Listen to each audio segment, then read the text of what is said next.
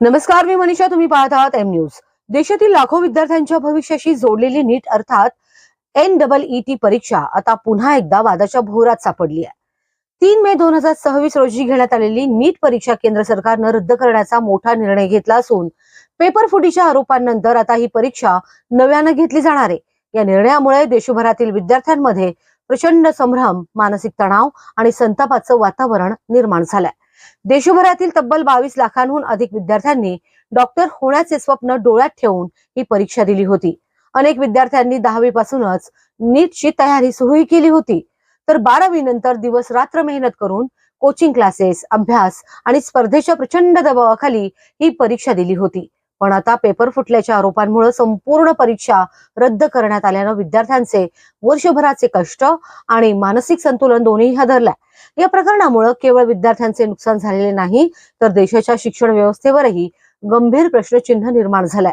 वैद्यकीय क्षेत्रासारख्या अत्यंत संवेदनशील आणि जबाबदारीच्या क्षेत्रात जर पेपर फुटी, गैरव्यवहार आणि भ्रष्टाचार शिरला तर त्याचे दूरगामी परिणाम संपूर्ण समाजाला भोगावे लागतील.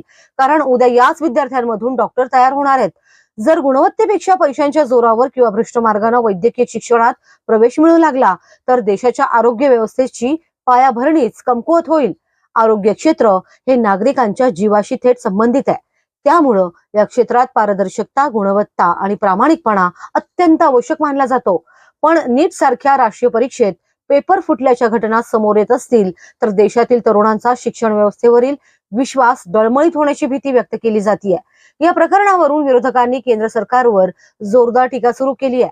काँग्रेस नेते राहुल गांधी यांनी या प्रकरणाचा निषेध करत नीट ही आता परीक्षा नसून लिलाव बनली आहे अशी तीव्र प्रतिक्रिया दिली आहे. मोदी सरकारच्या काळात तरुणांच्या भविष्याशी खेळ सुरू असल्याचा आरोपही त्यांनी केला आहे. तसेच देशातील युवकांच्या स्वप्नांसाठी सर्वात मोठा धोका मोदी सरकार असल्याचंही राहुल गांधी यांनी म्हटलंय.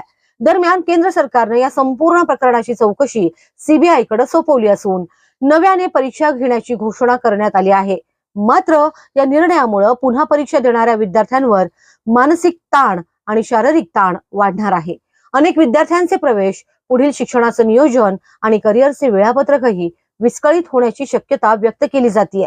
आता संपूर्ण देशाचं लक्ष या चौकशीकडे लागलं असून या प्रकरणातील दोषींवर कठोर कारवाई होणार का आणि विद्यार्थ्यांचा विश्वास पुन्हा कसा मिळवला जाणार, हाही मोठा प्रश्न निर्माण झाला आहे.